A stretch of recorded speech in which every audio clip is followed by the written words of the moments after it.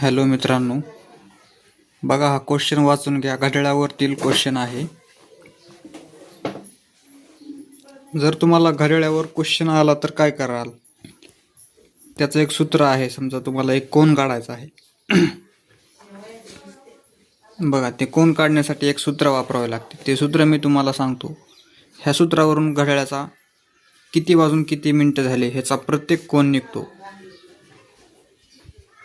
बघून घ्या. हा कोन, हे सूत्र आहे कोनाचे. तर यम म्हणजे काय? मिनिट. 11/2 वजा 30H. 30H म्हणजे काय? 30 हवर्स. ओके, चला तर आपण हे गणित सोडवूया.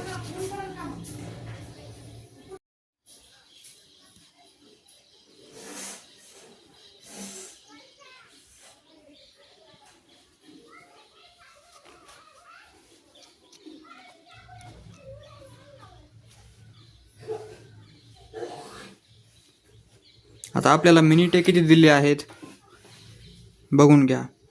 जेव्हा घड्याळ 2:16 अशी वेळ दाखवते तेव्हा घड्याळाच्या काट्यामधील कोन किती अंशाचा असतो?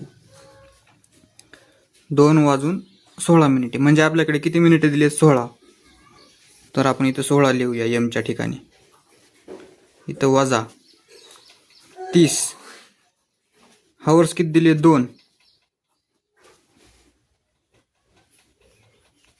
इंटू 2. इथे इंटू 2 आहे, सॉरी. आता 2ने 16ला भाग द्या. 2×1=16. 11/1 नसतो म्हणजे 1 असतो. ओके, वजा 30 आणि इथं 2 हवर्स. 30 2 60. आता ह्या दोघांमध्ये गुणाकार. 11×8 88. 88 वजा 60 किती झाले?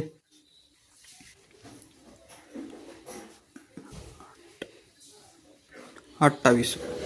28 अंश कोन आला आपला. हे आपलं आहे फायनल आन्सर. ठीक आहे, तर बघा हा कोन निघाला आपला.